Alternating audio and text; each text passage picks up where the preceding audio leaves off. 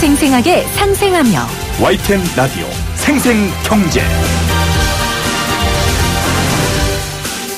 안녕하세요. YTN 라디오 생생경제 김혜민입니다. 위장약인 잔탁 등 라니티린 성분 원료 의약품에서 발암 추적 물질이 관리 기준을 초과해 검출됐습니다. 식약처는 관련 제품 제조 수입 판매를 중지하기로 했고요. 그런데요, 이미 식약처는 지난 16일 이 잔탁과 라니티린을 검사한 결과 발암 물질이 검출되지 않았다고 밝힌 바 있습니다. 그리고 불과 열흘 만에 문제가 있다고 한 거죠. 금감원도 원금 100% 손실을 가져온 DLF 상품을 판매한 하나은행과 우리은행이 문제가 있다는 걸 작년에 알면서도 후속 조치를 안 했죠.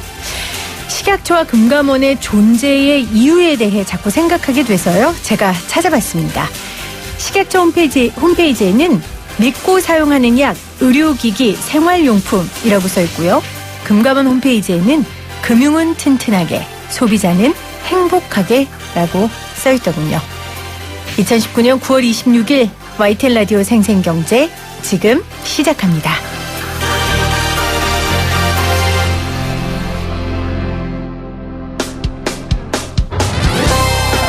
쉬운 경제, 살아있는 경제, 우리 집 경제 이야기 YTN 라디오 생생경제.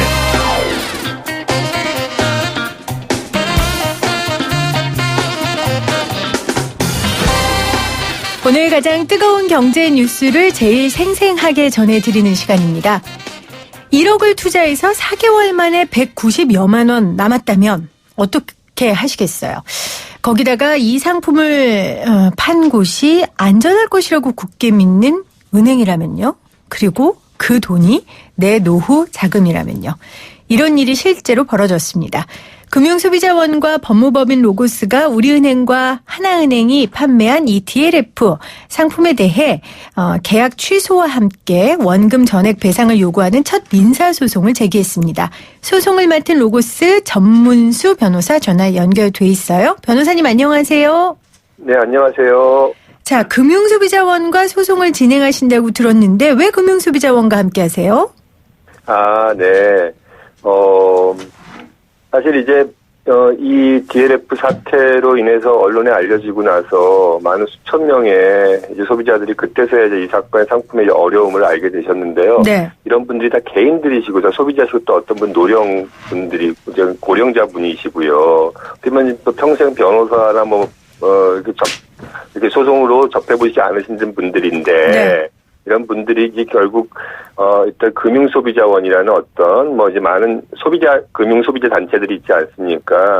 금융소비자원이라는 곳은 이제 금융소비자 단체 많은 이런 이제 사회적인 이슈가 되는 금융상품 이슈가 되는 어떤 사안들이 일어났을 때 많이 이렇게 민원 신청도 받고 거기서 답변도 하고 하는 과정에서 많은 이 본권 투자자들께서 네. 많이 이제 여러 가지를 여쭤보시고 하셨던 것 같아요. 이미 여러 차례. 네네. 네네네. 그러면서 이제 또 그러면서 그분들의 여러 가지 어떤 그 어려움이나 아니면은 이 사건에서의 어떤 특정한 불안전한 판매 부분에 대해서 이렇게 상담을 하시고 하면서 그런 정보들이 많이 집적돼 있었고요. 네. 저희는 이제 이런 금융소비자원과 어떤 법률적인 자문도 드리고 했다가 이런 부분이 법률적으로 이제 문제가 되고 소송화되고 하면서 법률적인 자문이 필요하셨고 네. 그래서 저희가 이제 금융소비자원에서 이제 해결했던 그 민원을 넘어가지 법률적으로 분쟁이 되고 어떤 소송 제기, 법적인 쟁점들이 네. 문제가 돼서 저희들이 이제 그 자문하는 과정에서 네. 이 소비자들과 연결이 됐고요. 그러니까 이미 문제 제기를 하고 불안해하던 사람들이 금융소비자원에 네. 모여 있었고 이제 법률적인 네네네. 부분들을 우리 법무법인 로고스에서 함께 하시는 건데 그렇다면 네네. 지금 소송에 참여하시는 분들이 몇 명 정도고 또 이분들의 연령대 또 어떤 네. 상품에 투자했는지 좀 알려주세요. 네네네. 아시겠지만 어제 처음으로 이제 소송이 제기가 됐지 않습니까? 네, 어제 처음으로 소송이 제기하신 분들이 이제 4분입니다. 네. 네, 그리고 앞으로도 이제 만기가 계속 도래하고 있기 때문에 지금 소송에 참여하시고, 이제 소장 접수를 기다리시고 소송이 제기된 분도 아주 많이 있습니다. 어제 들어간 분들은 4분입니다. 그러면 그 네 분이 가입한 네. 상품은 만기가 끝난 상품입니까? 네네네. 그 4건인데요. 한 건은 우리은행 상품이고요. 3건은 하나은행 상품입니다. 네. 한 건 우리은행 상품은 만기가 오늘 26일 날 도래한 오늘 도래했고요. 네. 나머지 3건은 하나은행 건 상품인데요. 하나는 만기가 10월 12일 날 도래했고요. 고지네요. 도래하고요. 네. 예, 고시고요. 그다음 또 하나는 내년 2월, 4월 그렇게 순차적으로 도래합니다. 그 중에 네. 4월 달 도래하는 상품 같은 경우에는 투자자가 올해 8월에 지난 달에 환매를 하셨어요. 네. 네네. 환매를 하셨기 때문에 손실이 확정된 분이시고요. 그 우리은행 오늘 만기가 도래됐다는 분은 그러면 얼마나 손해를 보신 건가요? 그분은 4억을 투자를 하셨습니다. 4억의 상품을 가입하셨습니다. 네. 가셨는데, 우리은행이면 네네. 만기 기준으로 해서 24일 날 평가 금리 기준으로 해서 그 원본 손실 100%가 손실이 나셨어요. 금리가 그 100% 손실 금리 구간을 넘어가지고 하락했기 때문에요. 네. 그래서 4억 원을 투자하셔가지고 원금을 전부 다 날리셨는데 다만 이제 원금 100% 손실 낸다 하더라도 약정상으로도 쿠폰 이자가 있거든요. 네, 액면 약정이자요. 네. 예. 약정 이자가 연 4.2% 4개월 만기이기 때문에 1.4%. 그러니까 1억 원이면은 140만 원이죠. 네. 4억 원이니까 446, 560만 원 정도는 560만 원은 이제 그러니까 4억 원에서 이제 560만 원 뺀 금액. 그러니까 4억 원의 원금은 다 날렸고 이제 네. 이자에 해당되는 한 560만 원 선 되는 부분만 지금 남은 거예요. 예, 이거를 뭐 속상하다라고 표현하기에도 부족할 것 같아요. 그분 직접 말씀 나눠 보셨을 거 아니에요. 네, 그렇습니다. 그분은 그냥 생생하게 말씀드리면 너무 속상해서 내가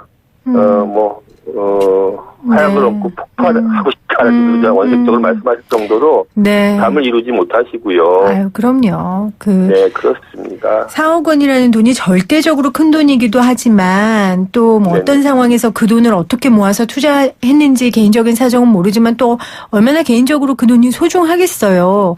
그럼요. 자, 물론 투자의 책임은 본인에게 있지만 지금의 문제는 이게 사실상 불안전 판매 아니었냐라는 거거든요. 근데 이게 맞습니다. 이걸 증명하기가 쉽지 않을 텐데요. 은행에서는 불안전 판매 아니다. 녹취도 있고 투자 설명서도 있다. 이렇게 나오고 있잖아요. 이거 어떻게 증명하실 거예요? 네네네. 기본적으로는 이제 불안전 판매를 주장하는 측에서 원고가 이런 것을 다 입증을 해야 되는 게 맞죠. 그런데 이 사안에서 볼 때는요, 여러 가지 점에서 은행, 물론 서류들, 가입 서류들은 다 날인이 돼 있고 했기 때문에, 거기에는 또 그 서류상으로는 여러 가지 설명을 깨알같이 글씨가 돼 있기 때문에 마치 여기 서명했으니까 이걸 다 듣고 위험 설명을 다 듣고 설명한 것처럼 돼 있지만 실제로 가입 경위나 녹취록이 녹취 대화나 그런 것들을 보게 되게 되면은 은행들이 굉장히 형식적으로 했다는 것들을 많이 그런 사람들이 많이 드러납니다. 예를 들어서 이 가입 신청서에 보게 되면은 이 사건 상품을 설명하기 전에 미리 조사를 해야 될 것이 투자자 성향 분석이라는 것인데요. 각 이제 투자자들의 이 건 상품은 굉장히 위험한 1초 1등급 상품입니다. 그거는 은행도 인정을 하고 있고요. 그런데 이제 법상으로는 이런 상품이 너무너무나 위험하기 때문에 무차별을 팔 수 있는 것이 아니고요. 그 투자 성향이 공격형 투자자 성향을 가진 분들한테는 팔아야 되는 상품이고요. 은행으로서도 그런 분들이 아니면 판매 권유조차 할 수가 없는 상품입니다. 워낙 위험한 상품이기 때문에 투자자 성향 조사를 미리 하고 위험성을 좀 감당할 만한 사람들에게 권해야 된다는 거죠? 그렇죠. 근데 그러지 않았습니까? 그렇지 않았습니다. 그게 이제 그 가입 서류들을 이제 보게 되면은 투자자 성향 분석을 한 게 보면은요. 거기에 그 사람의 과거 투자 경험이라든지 그 사람의 금융 지식 수준이라든지 또 그 사람이 내가 손실이 나게 되면 뭐 20% 감수할 의사가 있다든지 뭐 30% 아니면 50% 아니면 100% 감수할 의사라든지 네. 아니면 내 이 자금에 투자 가능 기간이라든지 여러 가지를 묻도록 돼 있어요. 그래가지고 거기서 그거에 따라 가지고 그 체크된 그 답변에 따라 가지고 그것을 점수화해 가지고요. 네. 그래서 그 점수에 따라 가지고 뭐 20점, 40점, 60점, 80점, 100점 사이에서 80점 이상이 나오면 공격형 투자자가 되거든요. 네, 네. 근데 바로 이권 상품은 이제 공격형 투자자 성향을 가진 분들한테만 팔도록 돼 있습니다. 근데 실제로 그 가입 서류들을 봤더니 물론 이 상품은 이제 최고 위험 상품이기 때문에 모든 서류는 공격형 투자자 성향을 가진 분들로 다 돼 있지요.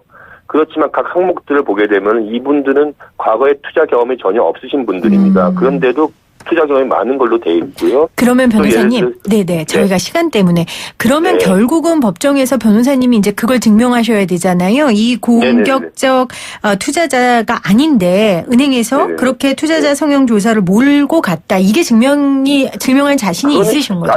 그건 아주 쉽죠. 왜냐하면은 그거는 은행에서도 그 사람의 네. 그 과거 투자 경험이란 게 나와 있고요. 네. 그 사람의 어떤 지금 현재 수입이란 것도 지금 연금이 나와 있고요. 그런 것들은 입증하기 아주 쉽거든요. 그렇다고 한다 그러면은 이게 투자자 성향 분석은 잘못된 것이거든요. 그러면 이제 은행이 설명을 네. 해야죠. 왜 그렇게 잘못된 기재가 된 것이냐. 자, 그러면 또 하나 변호사님.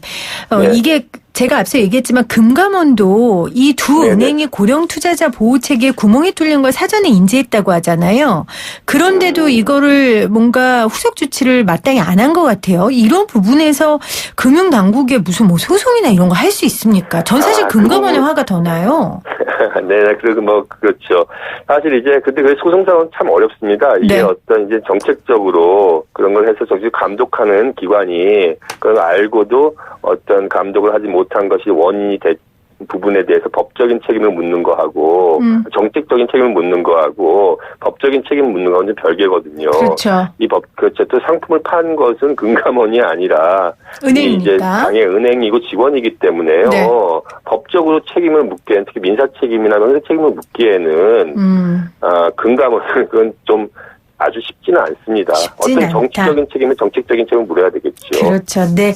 알겠습니다. 네. 변호사님, 그럼 앞으로 소송 진행될 때 저희가 중간중간 연결해서 이게 굉장히 의미 있는 소송인 것 같아요. 소비자 측면에서 저희가 듣도록 네. 하겠습니다. 네, 그렇습니다. 네, 오늘 고맙습니다. 네, 감사합니다. 네, 지금까지 법무법인 로고스의 전문수 변호사였고요. 지금 제 옆에 금융정의연대 김득희 대표 나와 계세요. 안녕하세요, 대표님. 네, 안녕하세요. 네. 김득입니다. 일단 제가 제일 화나는 부분 금감원. 네. 금감원 이야기 지금 변호사님은 그거는 뭐 정책적인 부분이기 때문에 우리가 뭐 민사적인 걸로 할 수는 없다라고 했지만 제가 왜 금감원이 제일 화가 나냐면 앞에 식약청도 얘기했지만 금감원의 역할을 제대로 안 해서 소비자가 피해보는 경우가 꽤 많았잖아요. 그렇죠. 직무유기 같은 것 등으로 주장할 수 있는 거죠. 근데 이게 아무런 우리가 할 수 있는 게 없습니까? 그럼 소비자 입장에서? 그러니까 명백한 직무유기가 있을 때는 네. 제가 금감원장을 고발을 많이 해왔는데 하셨군요. 원스타 때 네. 고발을 하더라도 직무유기에 대한 범죄 혐의가 뚜렷한 것들이 나와야 되기 그게 때문에 안 쉽지 되는데 않죠. 저희들이 이제 동양 사태 때 한번 했던 게 감사원에 감사 청구를 냈댔어요. 참여연대랑. 그래서 감사 결과가 나왔던 게 섣부른 규제 완화와 금융당국의 임무가 해태되었다는 것들은 감사원 결과로 나왔지만 신계자가 솜방망이 처벌 정도로 끝나서 저희들도 매우 아쉽게 생각하는데요. 네. 자, 이 과정이 더 드러나서 금융당국이 이렇게 불완전하게 판매하고 있는 것들이 고질적으로 반복적으로 일어나는 것들을 징계를 안 하고 방치를 했다라는 게 뭐 국정감사나 네. 지금 피해자들은 국정조사를 요구하고 있거든요. 뭐 이 과정에서 물증들이 더 늘어난다면 감사원 청구뿐만 아니고 형사적으로 처벌받을 수도 있다 이렇게 보고 있습니다. 그럴 수도 있다. 이게 왜 이렇게 문제가 커지냐면요. 아까 저도 앞서 얘기했지만 투자는 물론 개인의 책임이지만 예를 들어 채권 금리가 떨어진다는 경고가 울렸던 5월 하순에도 원금을 모두 까먹을 수 있는 상품을 팔았다는 거예요. 네. 이건 정말 너무 악성 아니에요? 그러니까 지금 5월이라고 말씀을 하셨는데요. 네. 그러니까 제가 제보받고 공개된 자료를 찾았을 때는 하나은행 같은 경우에 내부 연구소가 있는데 하나금융연구소예요. 작년 12월에 미국 금리가 하락한다라고 보고서가 나왔고 이미 내부에. 예. 그다음에 우리은행 같은 경우에 연구소에는 3월에 독일 국채 금리가 마이너스에 진입해서 나온다라는 것들이 나와 있어요. 알았을 그래서 거 아니에요, 그럼. 작년 우리가 8월에 네. 우리은행장을 저희들은 상품 설계에 대한 사기도 있지만 판매에 대한 사기도 있다라고 네. 해서 형사 고발해 놓은 상태입니다. 아, 이미 형사 고발을 해놓은 상태시군요. 그러면 어떻게 승소, 이거는 성소가 아니고 그러니까 처벌이 가능하겠습니까? 저희들이 얼마 전에 고발인 조사를 받고 왔는데 네. 검찰이 수사 의지가 있고 아, 의지가 있습니까? 그러니까 농담삼아 이야기하는 게 조국처럼 압수수색을 하면 여러 군데에서 방금 녹취록 이야기를 하셨는데 네. 해피콜이거든요. 네. 그거 어떠냐면 저희들 본부에서 다닐 때 그래요. 3대 판매 잘했다고 자필하셨죠. 서명하셨죠. 약관 받으셨죠. 전화 오면 예예예예 해달라. 네. 이렇게 부탁을 하는 방식과 동일하게 친분이 있는 PB가 판매를 해놓고 전화가 오면 그냥 예예예 해주세요 하기 때문에 형식적인 녹취라고 저희들은 보고 있고요. 그게 고객들하고 PB하고 연락받았던 시간들 이런 것들이 다 까지면 저희들은 판매 사기에 대한 부분들은 규명할 수 있죠. 이렇게 보고 있습니다. 그러면 아까 로고스 전문수 변호사가 이야기하셨던 그 불안전 판매 증명에 대한 부분 가능할 거라고 보시는 거예요? 저는 불안전 판매를 넘어서 저희들이 네. 주장하는 거는 물론 이제 키코에서 상품 자체에 대한 사기성은 인정을 못 받았지만 이런 기형적인 상품 오늘 왜 그러니까 333%짜리거든요. 손배수가. 그래서 원금은 100% 확정이 됐어요. 네. 쿠폰 금리라고 말씀하시는 게 이 고객을 기망한 거였는데 그리고 PB들도 모르고 그렇게 판 거예요. 이거는 손실이 100%가 나더라도 쿠폰 금리 때문에 무조건 이자는 나오게 돼 있어요. 그러니까 피해자들 문자를 받는데 연수익 4.2 보장, 선착순 마감 이렇게 때문에 판매 기망행위고요. 네. 이게 이제 조직 비슷한 유형들의 문자를 봤을 때 한 지점만 나온 게 아니기 때문에 조직적 기망이 있었지 않느냐 이렇게 보고 있고 특히 우리은행 같은 경우에는 직원의 가점이 작년보다 올해 점수가 올랐어요. 아, 평가 이걸 점수가. 판매한 정도에 따라. 예. 그렇기 때문에 직원들은 점수 그리고 뭐 압박 판매를 했다. 줄 세웠다. 왜냐하면 줄 세웠다는 말은 뭐냐면 1등부터 100등까지 점수를 내가지고 이것밖에 못하느냐라는 것들이 있었기 때문에 저희들 보기에는 조직적 판매도 있었기 때문에 불안전 판매는 자본시장법 위반이거든요. 네. 이 자본시장법 위반은 차후에 들여다보고 이게 개개인별로 어떻게 했느냐.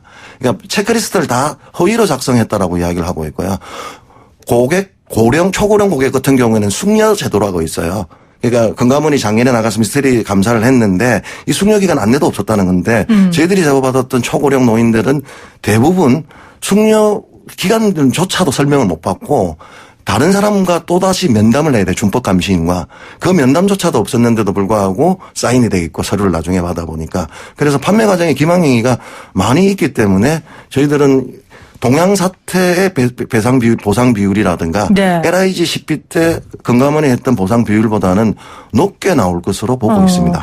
그러니까 불안전 판매는 자본시장법 위반이지만 이걸 넘어 판매 기망까지도 이거는 이루어진 것이다라고 말씀하셨어요. 지금 고령 판매자 얘기하셨는데 금융정의연대에도 이 피해자들이 많이 전화를 하고 상담을 지금 하고 있죠. 전화도 많이 오고 상담도 많이 하고 많이 피해자 모임에 가서 이야기를 했고 그러니까 저희들은 지금 민사는 언제든지 할 수가 있거든요. 그리고 민사의 단점은 시간이 오래 걸려요. 그렇죠. 그러다 보는데 지금 일시적 전국적 이슈가 되다 보니까 사실 국민들이 쇼킹한 게 은행에 맡겼는데 원금이 100%가 날라가. 그렇죠. 그리고 상상도 하기 힘든 일이죠. 투자자라고 말씀하셨는데 이분들은 평균이 2억이에요. 그냥 만기예금 타러 갔다가 적금으로 생각을 하고 가입을 하다 보니까 사실 고객이시죠. 그러니까 은행에 이용을 하시는 분들은 보수적 성향이 있어요.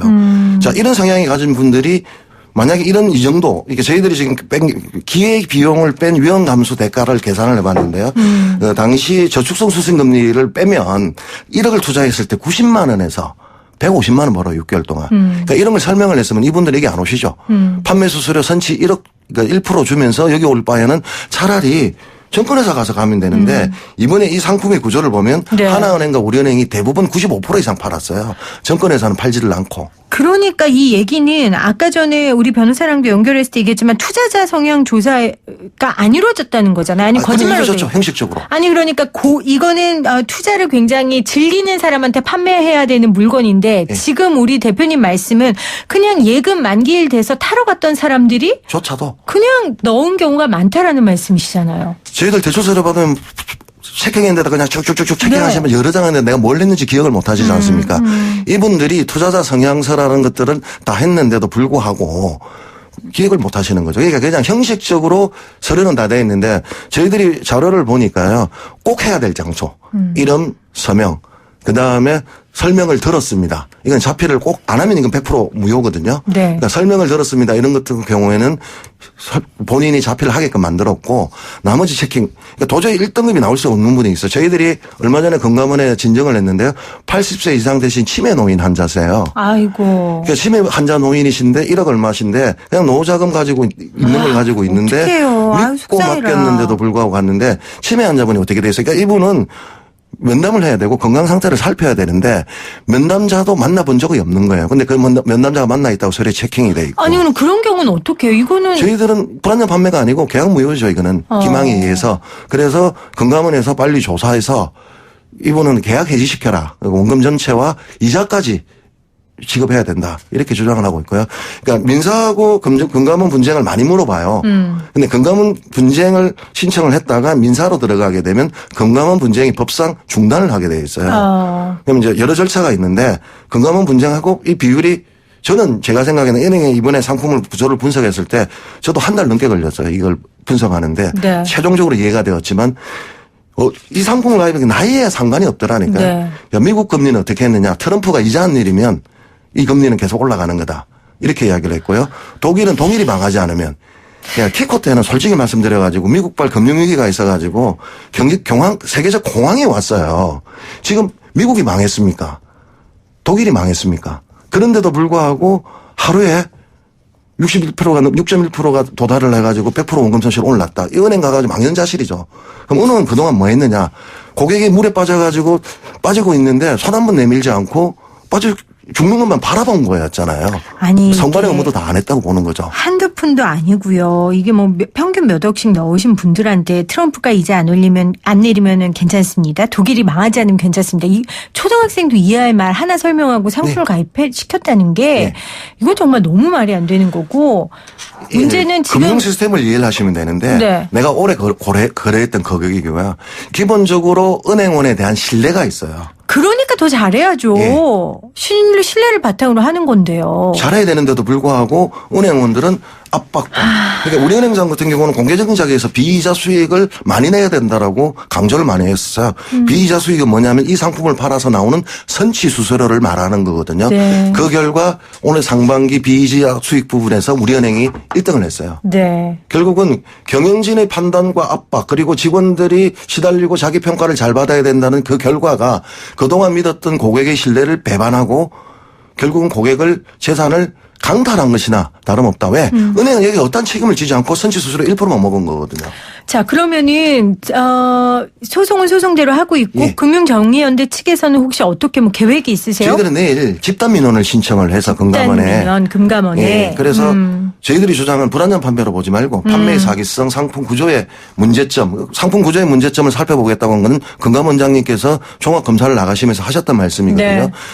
두루두루 살펴가지고 개인 간 PB 간의 문제가 아니라 이 상품을 판매하게 된 근본적인 원인에 대한 규명을 위해서 금감원에 민원을 넣을 거고요. 네. 지금 저희들이 고발을 했는데 피해자 고소인을 모집하고 있습니다. 10월 11일까지. 그래서 우리은행장을 PB들은 아니고요. 우리은행장을 사기죄로 고소인들이 피해자들이 직접 고소인 자격으로 고발할 계획입니다. 네, 지금 투트랙으로 그럼 진행되는 거네요. 민사로 해결하시는 분들도 민사로 계시고, 하시면 되는 것들. 이제 금감원에 이제 민원을 넣어서 해결하는 게 있고요. 예. 네. 근데 금감원 민원은 지금 분위기상 한두 달 안에 결론이 나오지 않을까 싶어요. 네. 알겠습니다. 정말 이번에는 제대로 된 아주 명확하고 깨끗한 그런 결론이 났으면 하는 바람입니다. 너무 긴 시간 안 걸렸으면 좋겠고요. 그래서 이렇게 되려면 근본적으로 네. 금융소비자법이 제정이 돼야 되고요. 누누이 주장하고 있는 징벌적 손해배상제와 집단소송제가 그러게요. 도입되지 않으면 지금 피해자들 상담을 할 때 피해자 모임에 가가지고 다 어떻게 해야 되느냐라는 질문들이 우죽순이세요. 지금도 저한테 연락 오는 게 내일 집단민원 신청할 때 방식이 뭔지 이걸 어떻게 해야 되는지 한 10명만 집단적으로 민원을 이어가지고 이걸 동일한 상품은 동일한 효력을 주게 했다면 이렇게 결과가 나오겠습니까? 그렇죠. 우리은행이나 하나은행은 뭐 들어보니까 금연장이나 율총 같은 대형 로펌을 선임을 해서 고객들을 대응하려고 하는데 그것도 어차피 고객 돈이거든요. 저는 오늘 분노했던 것들이 100% 원금 손실이 났는데 그럼 140만 원만 받아야 되거든요. 근데 190만 원이 나왔어요. 이 50만 원이 뭔지를 따져보니까 환매 수수료가 상당 부분을 차지해요. 환매 수수료는 뭐냐면 내 고객이 난 도저히 못하겠다고 빠져나가면서 7% 환매 수수료를 낸 거예요. 네. 그걸 우리은행은 140만 원만 돌려주면 민망하고 손실률을 좀 더 낮추기 위해서 그 상당액까지 포함해서 190만 원을 돌렸다고 제가 문자를 뿌렸던 걸 보면서 참 염치 없다 이렇게 봤습니다. 그러니까 130만 원 원래는 140만 원이죠. 만 원인데 환매 수수료를 쳐준 거군요. 그러니까 안 받은 환매하신 거군요. 분들이 있으니까. 네. 그래서 나는 도저히 안 되겠다 190만 원. 빠져나가면서 네. 페널티로 환매 수수료를 내고 났는데 그걸 네. 이제 분배를 해줘야 되거든요. 그 이렇게 조금이라도 민망하면 좀 네. 적극적으로 여러 가지 우리가 물어보는 거에 대해서 대답도 잘 해주시고 피해자 측에서 은행에서 적극적으로 좀 하셨으면 좋겠는데 욕심이겠죠. 우리은행이나 하나은행은 소나기를 피해가는 거죠. 그러니까 이 이건- 소나기만 피해가고 나면 자기들이 법적 대응을 했을 때 좀 전에 말씀하신 것처럼 녹취록이라든가 본인이 자서했던 이 효력을 가지고 불안전 네. 판매를 아니면 입증을 할 수 있다라고 생각을 하는 게 아닌가 싶고요. 저는 개인적으로 마지막으로 우리은행과 하나은행에 당부드리고 싶은 게 이건 그냥 전체 배상률을 정해가지고 배상을 하시는 게 맞다고 보고요. 금융당국도 어설프게 하지 마시고 이게 지금 누적되어 있는 현상이잖아요. 그래서 중징계로 영업정지 때려야 된다 보고 최소한 삼성증권 사태처럼 이러한 상품은 1년 동안 못 팔게 한다든가 이런 조치가 따르지 않으면 지난번처럼 키코처럼 송방망이 징계로 끝난다면 키코 제3의 DLF 사태 또 나올 수밖에 없습니다. 네. 은행이 나서서 배상하고 또 금융당국에서 중징계를 내려달라고 요청해 주셨습니다. 지금까지 금융정의연대 김득희 대표였습니다. 고맙습니다. 감사합니다. 생생하게 상상하며 YTN 라디오 생생경제는 포스코와 함께하고요. 저희는 2부에 다시 오겠습니다.